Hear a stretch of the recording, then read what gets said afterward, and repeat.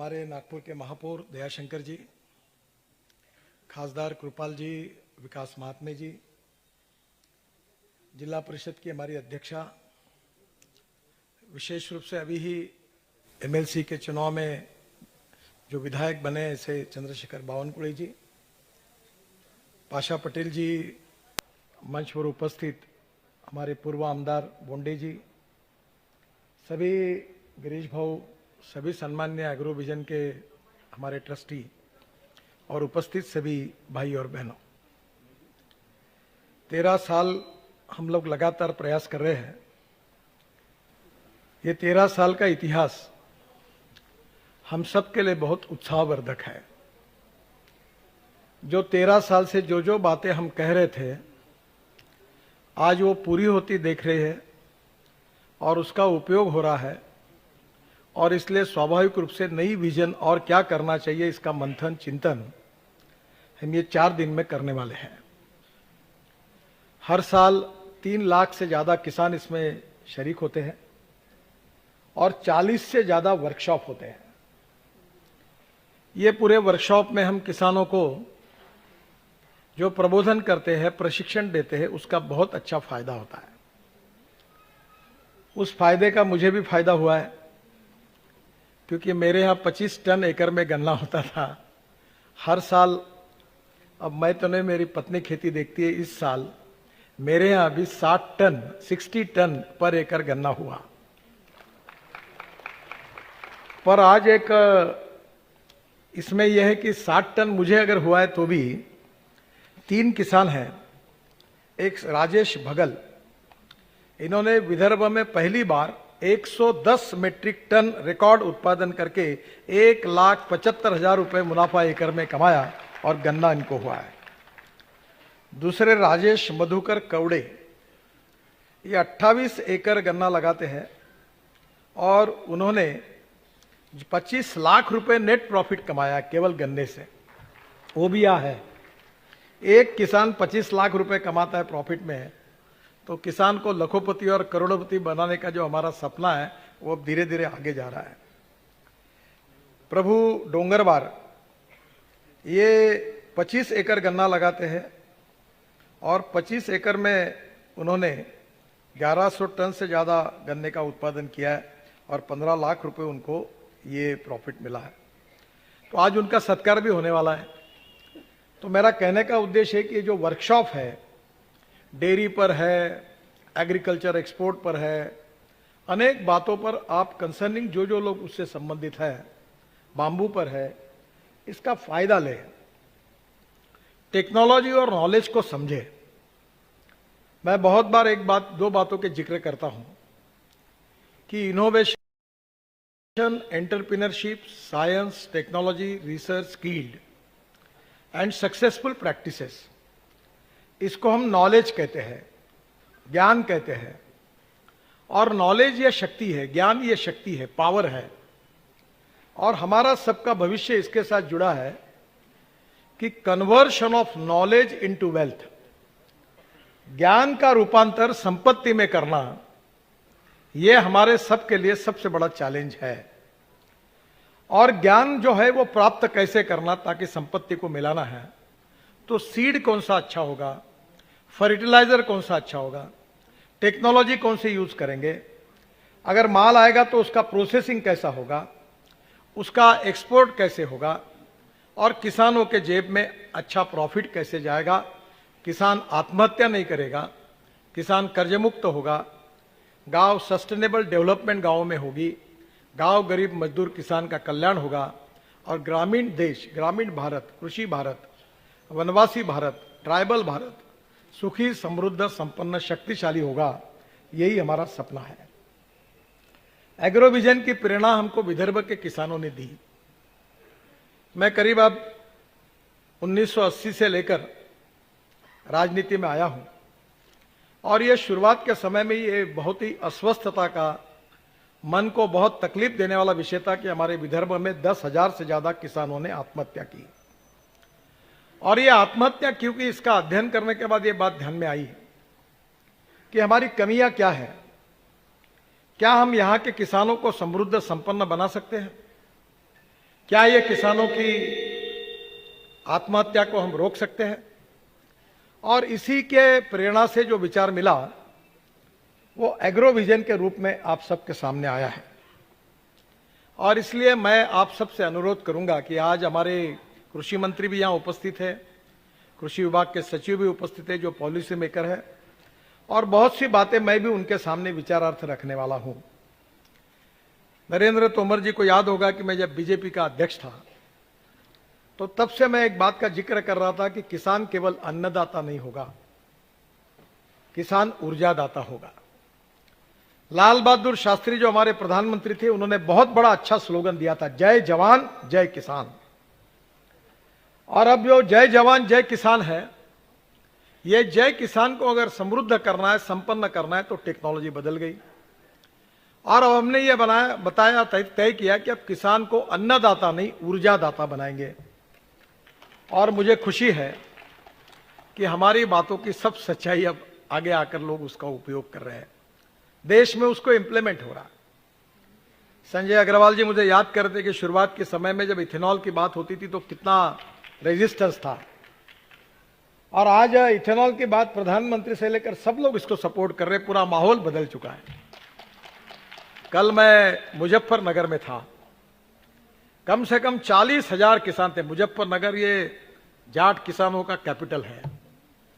और मैं जब ये बायोफ्यूल और इस पर बोल रहा था तो इतनी शांतता थी और इतने इससे वो सुन रहे थे, तब मुझे बड़ी खुशी हुई। पहली बार हमारे देश में आज परिस्थिति ऐसी है कि शुगर सरप्लस है। हमारे देश में 240 लाख टन शुगर लगती है, 310 लाख टन पिछले साल हुई, इस बार 325 लाख टन शुगर होगी। और अगर शुगर सरप्लस होगी तो डिमांड एंड सप्लाई के हिसाब से कोई खरीदी करेगा नहीं, तो किसान को कहां से भाव मिलेंगे गन्ने के। ये पहला साल ऐसा आया कि ब्राजील में ड्रॉट आया। अब हमारी शक्कर एक्सपोर्ट होने लगी है और इसलिए स्वाभाविक रूप से हमारी 60 लाख टन अब एक्सपोर्ट हो रही है, जिसके कारण इस साल तो राहत मिल जाएगी। पर यह हर साल नहीं होगा, और इसलिए शुगर के बजाय हम इथेनॉल मिलाएं, यह पॉलिसी भारत सरकार ने स्वीकार की है। और आपको मुझे बताते हुए खुशी हो रही है कि पहले हम लोग केवल शुगर केन मोलाइसिस से, जो 1 टन गन्ने में 4% मोलाइसिस निकलता था, उससे हम इथेनॉल बनाते थे। पर आज स्थिति ऐसी हो गई कि आज हम लोग मोलाइसिस से केवल इथेनॉल नहीं बना रहे, हम लोग बी हेवी मोलाइसिस बनाने की भी अनुमति भारत सरकार ने दी। आदरणीय कृषि मंत्री और संजय अग्रवाल जी को मैं बहुत बहुत धन्यवाद दूंगा कि उन्होंने इसमें बहुत अच्छी भूमिका दिखाई। बी हेवी मोलाइसिस यानी जो शुगर में 1 टन में 11%, 11.5% शुगर आती है, वो 3% कम करके मोलाइसिस में डाल दी, तो उससे भी इथेनॉल बनना शुरू हुआ। फिर पेट्रोलियम कंपनी और कृषि विभाग ने और हमारे फूड सप्लाई मिनिस्ट्री ने निर्णय किया कि अब शुगर केन जूस से डायरेक्ट इथेनॉल बनेगा, तो वो भी अभी आ गया। अब 465 करोड़ लीटर इथेनॉल बनता है, और आने वाले समय में आज मुझे घोषित करते हुए खुशी हो रही है कि 4000 करोड़ लीटर इथेनॉल की देश को आवश्यकता है, 4000 करोड़। अब ये इंपोर्ट हो रहा है, हमारा पेट्रोल डीजल और पेट्रोलियम के प्रोडक्ट का इंपोर्ट है 8 लाख करोड़ का, और अभी आने वाले 5 साल में ये इंपोर्ट हो जाएगा 25 लाख करोड़ का। और ये 25 लाख करोड़ भारत की जनता का, देश का पैसा देश के बाहर पेट्रोल डीजल के लिए जाएगा, उसके बजाय import substitute, cost effective, pollution free और इंडिजिनियस। तो हमने अब इथेनॉल का लाया है, और परसों ही मैंने एक फाइल पर साइन की ट्रांसपोर्ट मंत्री होने के नाते, जिसकी मुझे बहुत खुशी हो रही है। और वो फाइल यह है कि इसके बाद जो जो पेट्रोल पे चलने वाली स्कूटर होंगी, बाइक होगी, ऑटो रिक्शा होगी, कार होगी, वो फ्लेक्स इंजन बनेगा। कीमत वही रहेगी, कीमत में कोई फर्क नहीं। एक फिल्टर बदला है और जो वॉशर्स मेटल के थे वो रबर के लग गए। ये ब्राजील में, कनाडा में और यूएसए में ऑलरेडी है। और मुझे खुशी हुई है कि टोयोटा कंपनी के मालक और एमडी विक्रम किर्लोस्कर मुझे मिलने के लिए नागपुर आए थे, और सुजुकी कंपनी के भी एमडी मुझे मिले। हुंडई के भी मिले, और जो जापान के एम्बेसडर है उनका नाम भी सुजुकी है। कल मेरे साथ थे, गाजियाबाद में वो थे। और अब सबने एक्सेप्ट किया है कि अब हमारी कार अब 100% फ्लेक्स इंजन पे आएगी।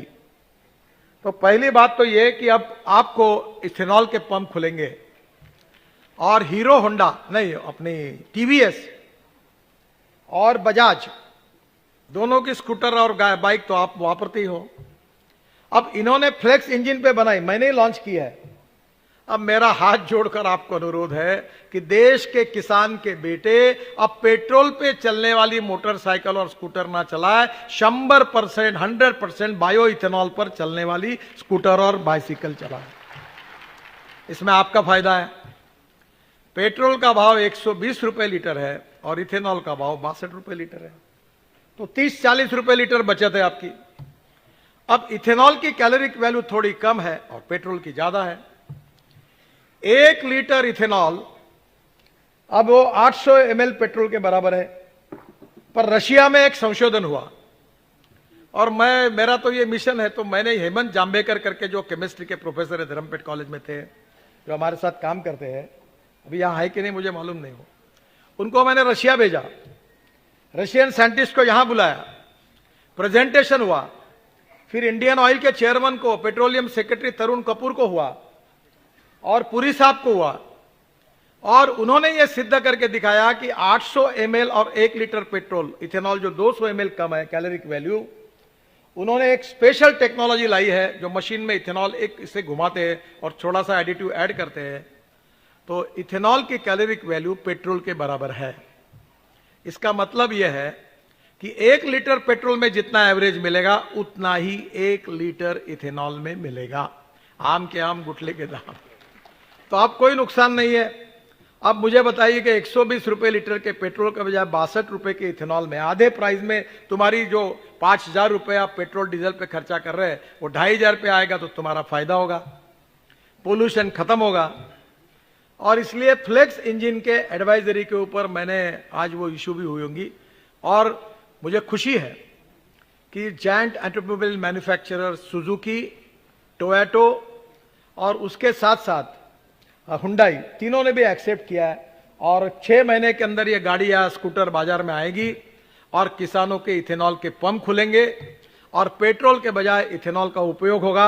ऑटो रिक्शा भी इथेनॉल पर चलेगी, कार भी इथेनॉल पर चलेगी। BMW, मर्सिडीज, टोयोटो, हुंडा, फोर्ड, ये महिंद्रा, टाटा, ये सब कार जो होगी पेट्रोल इंजन की, अब ये 100% बायो इथेनॉल पर चलेगी। अब आपको इथेनॉल के पंप डालना है।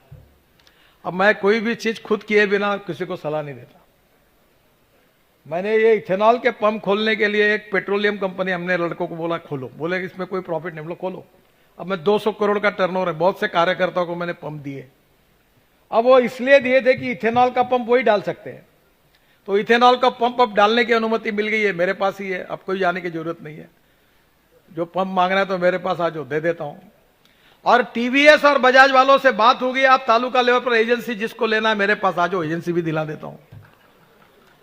तो आप अभी ये पूरा इथेनॉल के ऊपर चलाने की जिम्मेदारी आपकी। ये सपना 13 साल रखा था, आज वो पूरा होते हुए आया, इसकी मुझे बहुत खुशी है। तो इथेनॉल के साथ और एक बात आज मैं कह रहा हूं, ये चित्र लगा हुआ है ड्रोन का। हमारे वर्मा जी है क्या यहां? है? नहीं आए? हाँ, वर्मा जी है। इनके दोनों बेटे ने ड्रोन लाए। अभी मेरे गन्ने के ऊपर मैंने ड्रोन से स्प्रेइंग किया है। अब उनके बच्चा आज गया चेन्नई, मैं आज ही उसको फोन किया। ये जो ड्रोन दिख रहे हैं, अब इसके बाद हमारे गांव में हम मैकेनाइज्ड स्प्रेइंग नहीं करेंगे, पेट्रोल पे चलने वाला पावर पंप नहीं यूज करेंगे। अब हमको ड्रोन से स्प्रेइंग करना है, ड्रोन से। और अगले एग्रोविजन में आएंगे बोंडे जी, ये संतरे के ऊपर बोंडे, ये जितना वरुण मोर्शी का पूरा एरिया है, वहां आप अच्छे युवा बेरोजगारों को ये ड्रोन दिलाओ और पूरा स्प्रेइंग से करो, इसका बहुत बड़ा फायदा होगा। अब आपको उधर ये ड्रोन में भी मैंने अभी काम कर दिया। ये था लिथियम आयन बैटरी पे चलता था, तो इसकी कीमत 6 लाख रुपए थी। मुझे अभी महात्मा फुले कृषि यूनिवर्सिटी ने डिलीट दी, और मैं उस दिन शरद पवार साहब को और मुझे मिली, गवर्नर साहब ने दी तो मैं वही था। तो मैं एग्रीकल्चर यूनिवर्सिटी के वाइस चांसलर मुझे लेके गए, हमने ड्रोन बनाए। तो ड्रोन बहुत बनाए, उन्होंने मुझे एक्सपेरिमेंट दिखाया। तो बोला कीमत कितनी है? तो उन्होंने कहा 6 लाख रुपए।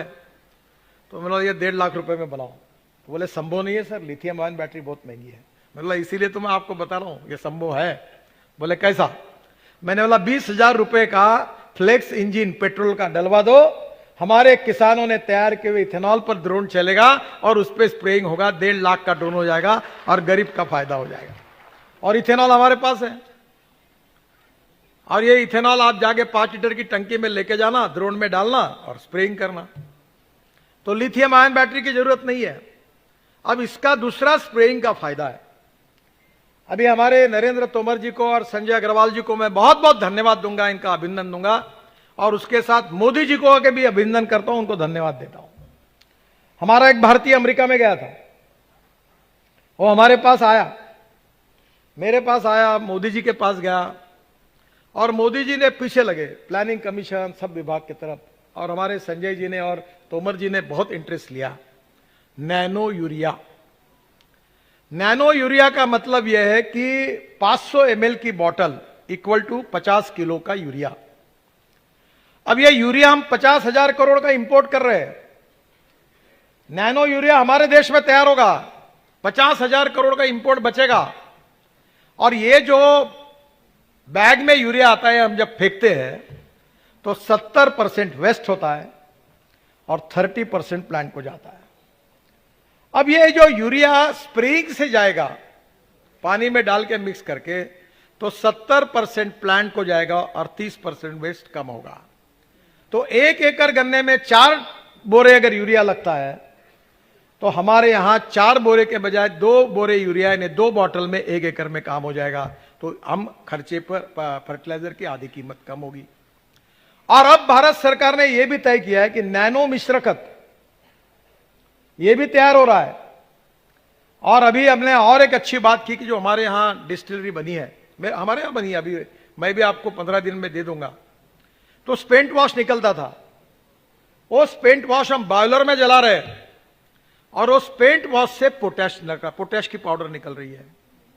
पूरा पोटैश हम इंपोर्ट कर रहे थे, तो जहां पोटैश की कमी है, पोटैश भी आपको हम यहीं से मिल जाएगा, इंपोर्ट करने की जरूरत नहीं। नैनो यूरिया मिल जाएगा, और एनपीके का खाद की भी बोतल अब आ जाएगी, तो हमारा इंपोर्ट बच जाएगा। और ये जो हमारी जमीन खराब होती थी केमिकल फर्टिलाइजर, वो भी नहीं होगी। अब एग्रो विजन में जो किसान हैं, उनको इन सब बातों को समझाकर अगले बार जब आएंगे तो हमको इसको उपयोग करना है और ड्रोन की शुरुआत करनी है। हर गांव में 4-5 लड़के जैसे अपने यहाँ होते हैं ना, मल्डी यंत्र, वो किराए से देता है, सोयाबीन निकालना है, धान निकालना है, मंडी यंत्र, वैसे अब ड्रोन होंगे और वो एक एक खेत में जाकर स्प्रेइंग करके देंगे, संतरे के बगीचे पर करेंगे, सब पे पर करेंगे। 2 बातों के लिए अभी हमको और आगे काम करना है, जिसके बारे में थोड़ा बहुत अध्ययन मेरा भी है, पर अभी अगले बार और ज्यादा करेंगे कि हमारे यहां प्राकृतिक खेती, हमारे जो गुजरात के गवर्नर है, हमारे का नाम आचार्य देवव्रत जी, और अमरावती में हमारे पालेकर जी थे, इन्होंने ये नेचुरल फार्मिंग, नैसर्गिक खेती का बात की है। और हमारे यहां जीवामृत हम यूज करते हैं, और जीवामृत यूज करते हुए मैं तो इसका फायदेमंद हूं। मेरी पत्नी यहां सामने बैठी है, सर हमारे यहां सब्जियां लगती है, और वो सब्जियां ऑर्गेनिक है क्योंकि जीवामृत यूज करते हैं, खाद और से एक्सेस में वहां पड़ते हैं। तो प्रतापनगर में एक शेतकरी भंडार है, उसको हम सप्लाई करते हैं। अब आपने अच्छा कानून बनाया था, पर राजनीति के कारण वो करना किया। अब मैं पहले मार्केट में सब्जी बेचता था तो 8% दलाल को देना पड़ता था, ट्रांसपोर्ट कॉस्ट लगती थी। अब वो 18 रुपए मुझे किलो भाव मिलता था भिंडी का। अब मैं डायरेक्ट प्रतापनगर चौक में उसके यहां पहुंचा देता हूं तो मुझे 30 रुपए किलो भाव मिलता है और 8% दलाली नहीं लगती है। तो इसके कारण मुझे अच्छा पैसा मिल रहा है, और मेरी ऑर्गेनिक है। तो वहां लोग बोलते हैं कि गडकरी जी के यहाँ की कौन सी सब्जी आई, वो हमको दो, पर वो सर्टिफाई करने में आप काम कर रहे हैं, इससे इसको हाइब्रिड या कोई थोड़ा सा 3 इसमें लेयर में करके, और यहाँ की कृषि यूनिवर्सिटी और एग्रीकल्चर कॉलेज को इन्वॉल्व करके ये सर्टिफिकेशन को सिंपल, ट्रांसपेरेंट और सस्ता करा दीजिए। अब मैं यहां से हूं तो पूना में लेबोरेटरी है, बेंगलोर में, वो कब आएगा, विमान से आता, मैं कहां बेयर कर पाऊंगा? तो ये किसान नहीं कर सकता। तो अब धीरे धीरे जैविक खेती, प्राकृतिक खेती पर हम लोग जा रहे हैं। प्रधानमंत्री जी का भी आग्रह है, हमारे तोमर जी इसके ऊपर बोलेंगे, उन्होंने भी बहुत कुछ काम किया है। तो मुझे लगता है कि नैनो फर्टिलाइजर, ड्रोन स्प्रेइंग और फ्लेक्स इंजन 3 तो हुआ। अब तीसरी बात मेरी इच्छा है। इच्छा यह है कि विदर्भ के पूरे किसानों के ट्रैक्टर बायो सीएनजी पर चले। अब नागपुर में हमने सीएनजी का पंप डाल दिया, 300 बसेस कन्वर्ट हो गई, 1000 कार कन्वर्ट हुई, ऑटो रिक्शा कन्वर्ट हुई। जाके पूछो उनको। ये हमारे परिवहन समिति का अध्यक्ष है बंटी कुकड़े, महापौर साहब बैठे हैं। मैंने उसकी गाड़ी को कहा सीएनजी पर कन्वर्ट करो, तो उसके ड्राइवर को बुलाया, बंटी कुकड़े की। तो बंटी कुकड़े और ड्राइवर ने कहा गाड़ी कैसी चलती है? सर मक्खन जैसी चल रही है। सीएनजी अच्छा फ्यूल है, पेट्रोल डीजल सबसे खराब है, हजार्डस है, पोल्यूशन क्रिएट करता है। और मेरा सपना है कि हम सीएनजी, देश का एलएनजी और सीएनजी किसान तैयार करेगा। और ये 5 टन परली से 1 टन सीएनजी एलएनजी तैयार होता है। एलएनजी ट्रांसपोर्ट के लिए आसान होता है। ये हमारे कामठी रिंग रोड पर पंप बना है, उसको एलएनजी को कॉम्प्रेस करके सीएनजी बनता है। आप जाके देख लो। हमारा कौस्तुभ गुप्ता है क्या? नहीं, वो मैंने अब मेरा किया हुआ ट्रैक्टर जो पायो सीएनजी पर किया है वो बाहर रखा हुआ है अभी प्रदर्शन में। आप सब चलाकर देखो। 1 साल में मेरी बचत डीजल और सीएनजी के इसमें 1 लाख से 1.25 लाख रुपए बचत है। वो किट भी तैयार हुई, फॉरेन से पार्ट भी लाए और सक्सेसफुल हुआ। अब हमारी जो टेक्नोलॉजी है कौस्तुभ को मैंने दिलाई, उससे वो अब ट्रैक्टर कंपनियां मांग रही है। और मैं अभी जल्दी ही इलेक्ट्रिक पर तैयार हुआ ट्रैक्टर भी लॉन्च कर रहा हूं। तो मुझे लगता है कि अब अपने को टेक्नोलॉजी में अगले बार, अभी एक अच्छी बात हुई है कि कर्नाटक के डिप्यूटी चीफ मिनिस्टर निरानी जी है, उन्होंने, अब हमारे पास वो करने के लिए पैसे ही नहीं है, बहुत कर्जे हो गए। तो अब मैंने कहा कि जगह देता हूं मैं और राइस स्ट्रॉ देता हूं, तो उनके साथ जॉइंट वेंचर किया है। और इसी कार्यक्रम में कल वो साइन होगा और जल्दी एक प्लांट भंडारा जिले में मासड़, वहां हम शुरू कर रहे हैं। और वो कम से कम 20 टन बायो सीएनजी हर दिन तैयार करेगा।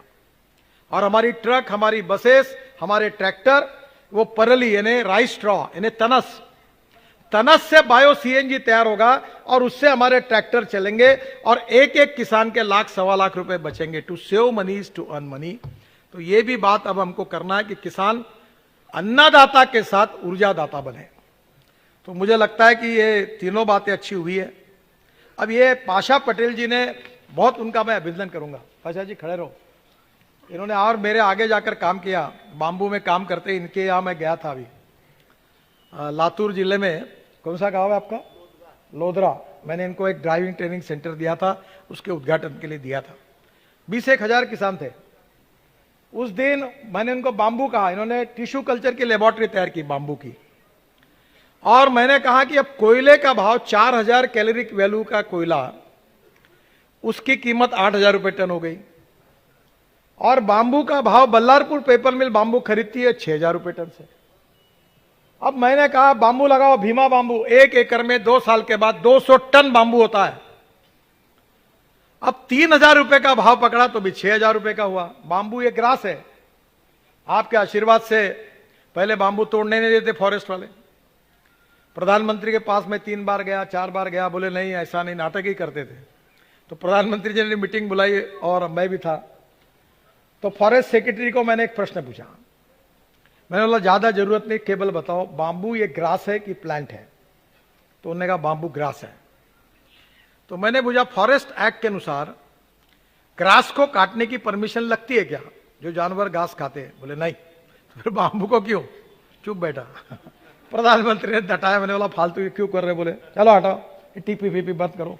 टीपी बंद हो गई। अब बाम्बू को कोई फॉरेस्ट वाला अड़ाता नहीं है। अड़ाएगा तो मुझे बता दो। बाम्बू ग्रास है, काटो, हर साल 2 साल के बाद आएगा, काटा। 1 एकड़ में 200 टन, 6 लाख रुपए कम से कम। एक 50,000 का खर्चा, 5 लाख रुपए जेब में प्रॉफिट। और वेस्टलैंड पे भी बांबू होता है। इन्होंने टिश्यू कल्चर की लेबोरेटरी डाली है। अभी बांबू की जर्सी मंत्री जी को और सेक्रेटरी जी को हमने दी है, बांबू की जर्सी। मैंने तो 1.5 साल पहले ही संजय अग्रवाल जी को सुंदर जर्सी दी बांबू की, और वो पूछ रहे थे दुबई वाले, बांबू के जर्सी से पसीना नहीं आता, अंडर पैंट भी पहन लो और बनियन भी पहन लो, पसीना नहीं आता, एयर कंडीशन है पूरा। हाँ, आप दुबई लेके जाओ, बहुत एक्सपोर्ट होगा। और इसलिए मैं आपको बता रहा हूं कि आने वाले समय में बांबू से बायो इथेनॉल बन रहा है। आसाम में अभी पाशा पटेल वहां जाके, कौन सा गांव आसाम का, रुमालीगढ़, 3000 करोड़ रुपए खर्चा करके मैं पेट्रोलियम मंत्री धर्मेंद्र प्रधान के पीछे लगा और सेकंड जनरेशन इथेनॉल, बांबू से इथेनॉल का प्लांट डाल गया। अभी 15 दिन में इनॉग्रेशन हो रहा है। तो अब गवांडा, तनस, rice straw, cotton straw, wheat straw, bagasse, सबसे इथेनॉल बन सकता है।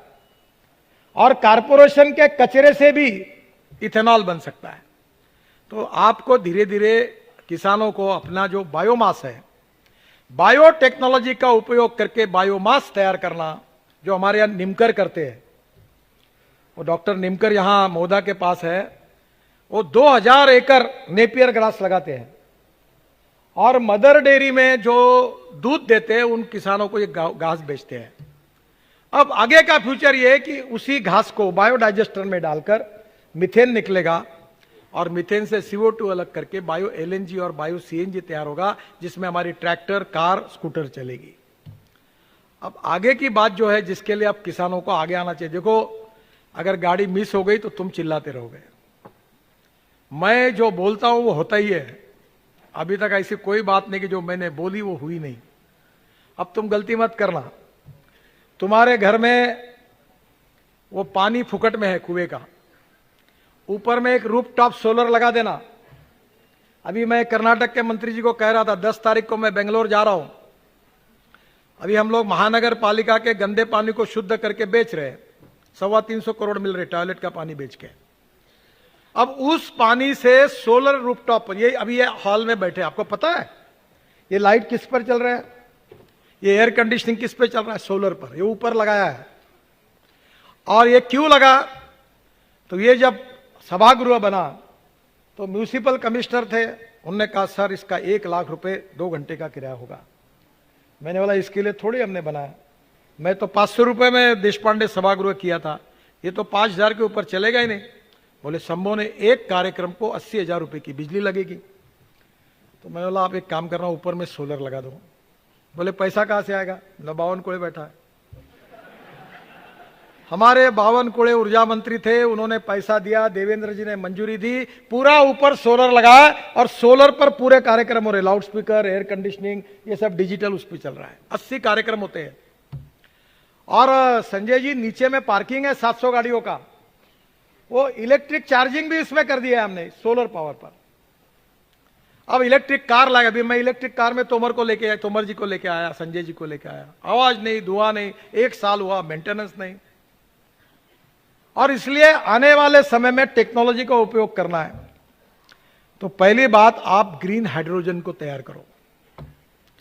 अपने बायोमास से ग्रीन हाइड्रोजन बनता है, बायो ऑर्गेनिक वेस्ट से ग्रीन हाइड्रोजन बनता है, गंदे पानी से ग्रीन हाइड्रोजन बनता है, और पानी से तो पानी को H2O कहते हैं। हाइड्रोजन और ऑक्सीजन अलग करने से, हाइड्रोजन अलग होता है, ऑक्सीजन अलग होता है, वही ग्रीन हाइड्रोजन है। और अभी आपको क्या होता है कि आउट ऑफ बॉक्स कोई भी बात करता है तो लोग एक तो पागल कहते हैं, लोगों को विश्वास नहीं रखता। तो मैंने टोयोटो कंपनी वाले को कहा कि मेरे को ग्रीन हाइड्रोजन की गाड़ी चाहिए। अब मैं ट्रांसपोर्ट मंत्री हूं, नहीं बोलने की किसकी हिम्मत है। मेरी गाड़ी आ गई ग्रीन हाइड्रोजन पर, दिल्ली में आई है।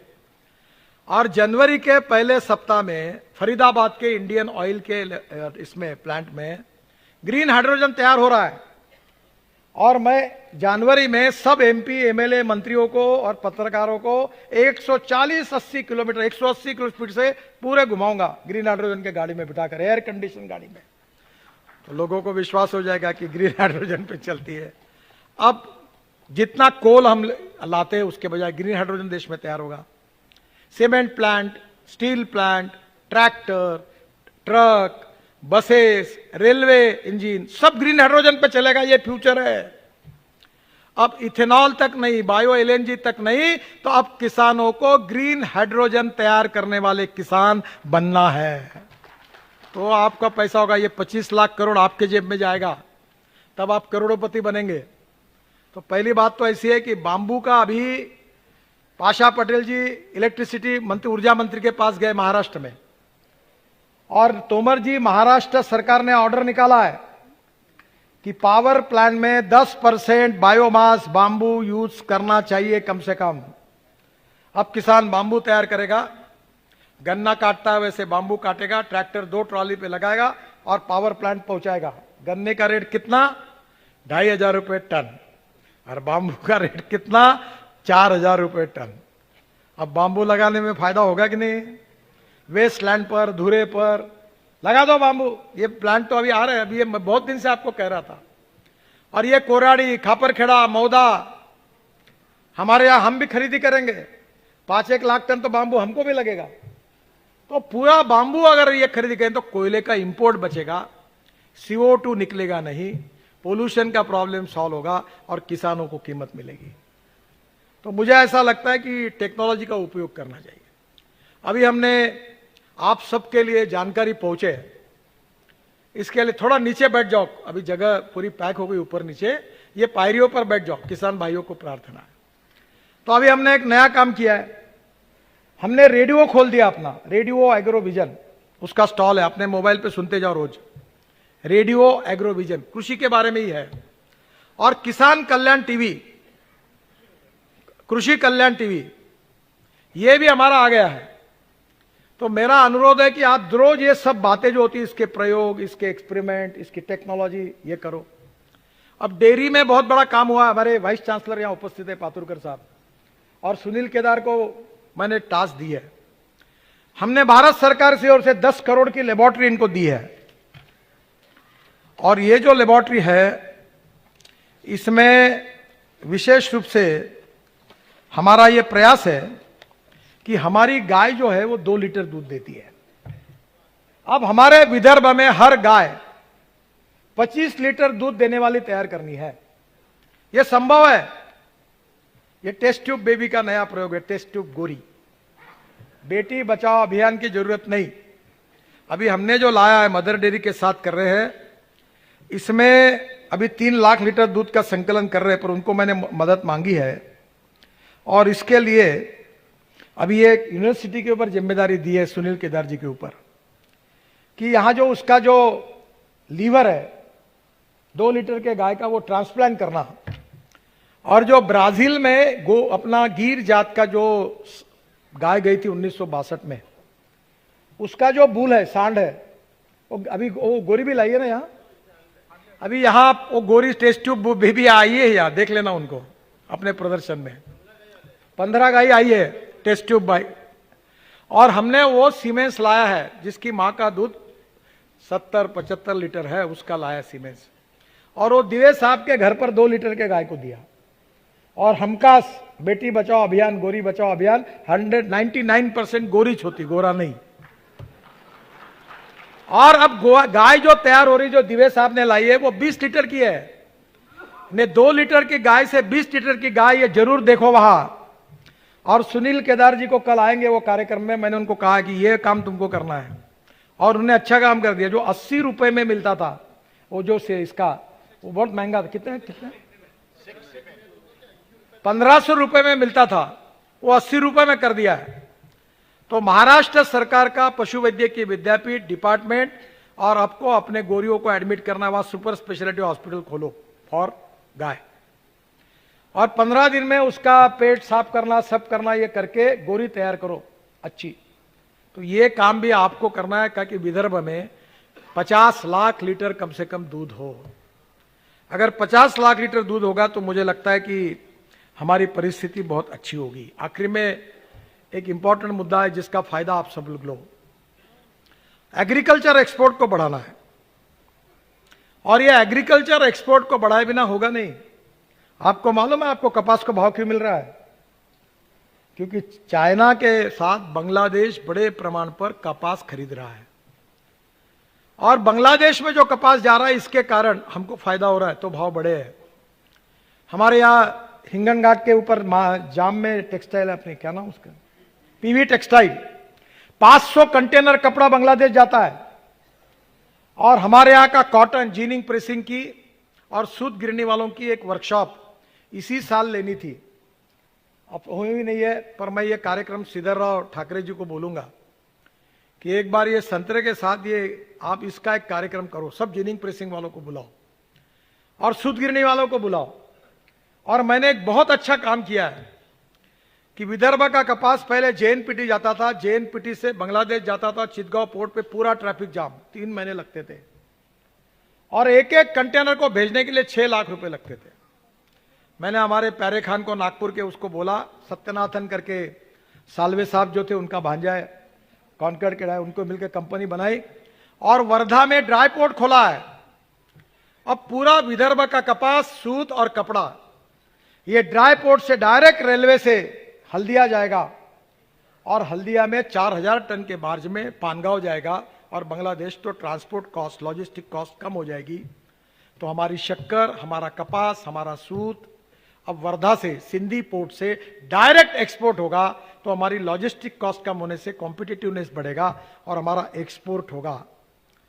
और मैं आपको यह बताना चाहता हूं कि विदर्भ का पूरा कपास, सूत अगर हम बांग्लादेश को एक्सपोर्ट करेंगे तो बांग्लादेश में इतनी डिमांड है कि कॉटन टेक्सटाइल में बांग्लादेश वर्ल्ड में नंबर 1 पर है और पूरा कपास वहां जाएगा और हमको अच्छी डॉलर में कीमत मिलेगी। तो कपास उत्पादक किसानों को आत्महत्या करने का टाइम नहीं आएगा।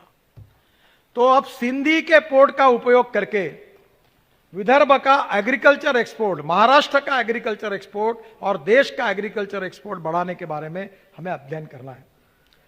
संतरा एक्सपोर्ट हुआ, मैं धन्यवाद दूंगा तोमर जी को और संजय जी को। मैंने उनको अनुरोध किया था, उस समय हमारी मंत्री थी, उनको भी अनुरोध किया कि हमको कोई सब्सिडी मत दो, हम जो फल फूल जो ट्रांसपोर्ट करते रेलवे के द्वारा जो रेट होगा वो 50% उनको ही दे दो, हमें नहीं चाहिए। और हमने यहां संतरा एक्सपोर्ट किया। मैंने खुद 12 कंटेनर संतरा दुबई भेजा है और अब संतरा, मौसम्बी, नींबू, हमारे सभी फल, अभी सीताफल मारुतिजापुर के पास वाशिम जिले में सीताफल का क्लस्टर है। अभी फार्मर प्रोड्यूस कंपनियां लाई आपने, मैं तोमर जी को धन्यवाद देता हूं। अभी मैंने आने के पहले हम लोग एक farmer produce, organic produce company का उद्घाटन करके आए। हल्दी का अचार सब ऑर्गेनिक, लोगों में अवेयरनेस बढ़ गया है, इससे कीमत मिलेगी और ये फार्मर प्रोड्यूस कंपनी के द्वारा अब हमारा एक्सपोर्ट शुरू हो गया। ये कठिन नहीं है, मैं खुद प्रयोग करता हूं। अभी 20 कंटेनर दुबई भेजते हैं हम लोग, किसानों की सब्जी फार्मर प्रोड्यूस कंपनी के द्वारा। 3 कंटेनर कनाडा भेजते हैं।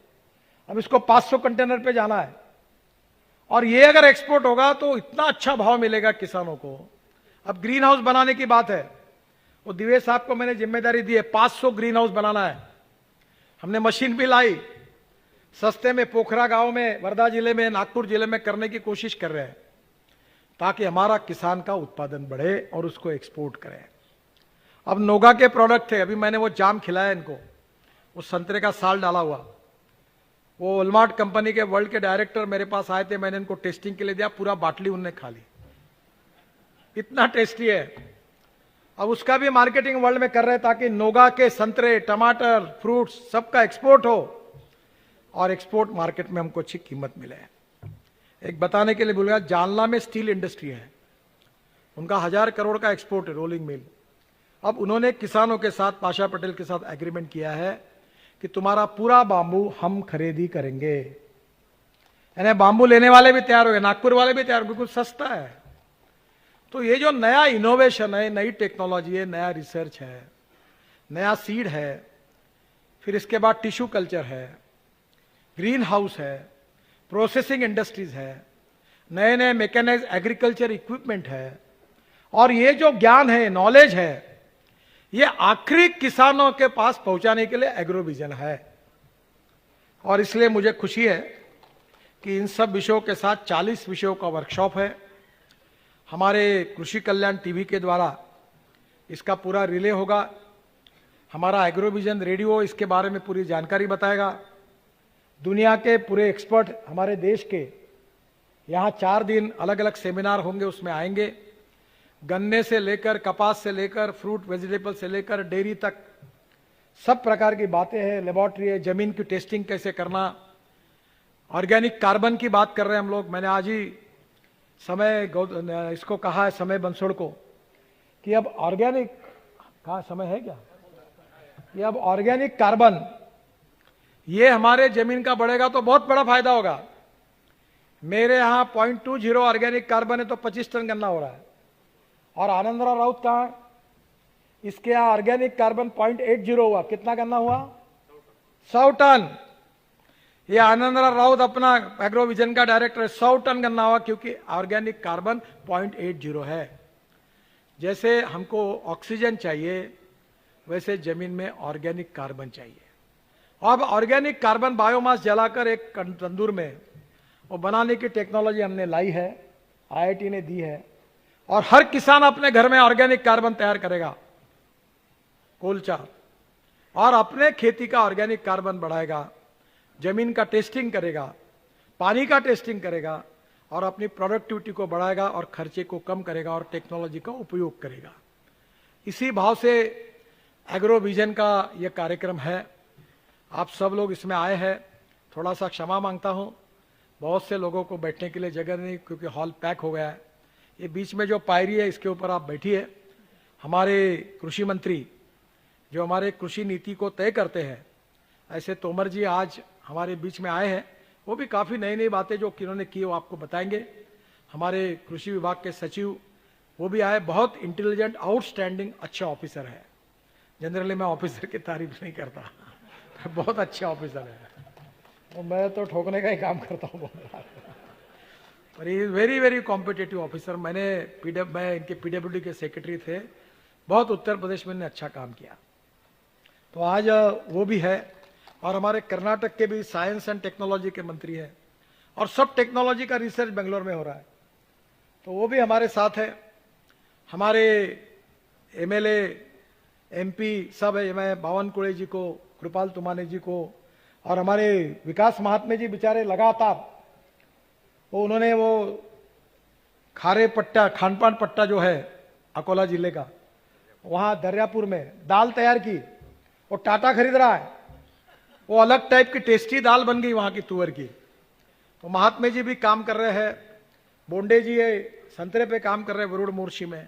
पर इससे नहीं होगा, हर एमएलए एमपी आप सब लोग मिलकर जब ताकत से काम करेंगे तब हमारा विकास और गति से बढ़ेगा, एग्रीकल्चर ग्रोथ रेट बढ़ेगा, पर कैपिटा इनकम बढ़ेगा, किसानों के बेटों के हाथों को काम मिलेगा, गांव समृद्ध संपन्न बनेंगे, कृषि भारत, वनवासी भारत और ग्रामीण भारत आगे जाएगा, और एक भी किसान आत्महत्या नहीं करेगा, तब हमारा यह सपना पूरा होगा। एक बात भूल गया कि हमारे वाटर कंजर्वेशन का भी स्टॉल है क्या अपना, ये माधव कोटस्ता ने हमको ग्लोबल अवार्ड मिला है वर्ल्ड का, इतना वाटर कंजर्वेशन में काम किया। ये पंजाब राव कृषि विद्यापीठ के वाइस चांसलर साहब, हमने 8 तालाब बना दिए। ये हमारे कृषि विद्यापीठ, अपना पशु वैद्य के विद्यापीठ के वाइस चांसलर साहब पातुरकर साहब बैठे हैं, बोरगांव मंजू में इनको 2 तालाब फुकट में बना दिए पानी के। वाटर कंजर्वेशन में इतना काम बुल्डाना, अकोला, वाशिम सब जगह हो रहा है। दौड़ने वाले पानी को चलने के लिए लगाओ, चलने वाले पानी को रुकने के लिए लगाओ, रुके हुए पानी को जमीन को पीने के लिए लगाओ। गांव का पानी गांव में, खेत का पानी खेत में, घर का पानी घर में। तो आपको बता दो, इसको आपके सहयोग के बिना नहीं होगा। और हर किसान के घर में जो कुआं होगा वो 24 घंटे चलेगा, और सोलर पंप होगा। अब सोलर ही नहीं, मैं अभी उसमें और काम कर रहा हूं कि ऊपर में एक विंड मिल भी होगी, छोटी फाइबर ग्लास के पंखे होंगे, तो रात को भी बिजली तैयार होगी, दिन में सोलर की बिजली तैयार होगी, और उसी से पानी मिलेगा, उसी से ग्रीन हाइड्रोजन भी तैयार होगा, और किसान ऊर्जा दाता भी बनेगा, और 24 घंटे पानी मिलेगा, ड्रिप के द्वारा पिको के लिए जाएगा। तो टेक्नोलॉजी का उपयोग करके हम आने वाले समय में हमारे किसानों के लिए काम करने के लिए प्रेरणा देने के लिए एग्रो विजन है। आप इसका सब लोग उपयोग करिए। मैं तोमर जी को, अग्रवाल जी को, हमारे कर्नाटक के मंत्री जो उनको विशेष रूप से बहुत बहुत धन्यवाद देता हूं, उनका अभिनंदन करता हूं। और इस पूरे 4 दिन में इन सब सत्रों में जाकर ये जो नॉलेज है, ये ज्ञान है, इसको हासिल करिए, उसका प्रयोग करिए और समृद्ध संपन्न किसान के रूप में आप आगे जाइए। उसके लिए बहुत बहुत शुभकामनाएं और शुभेच्छाएं। धन्यवाद, नमस्कार।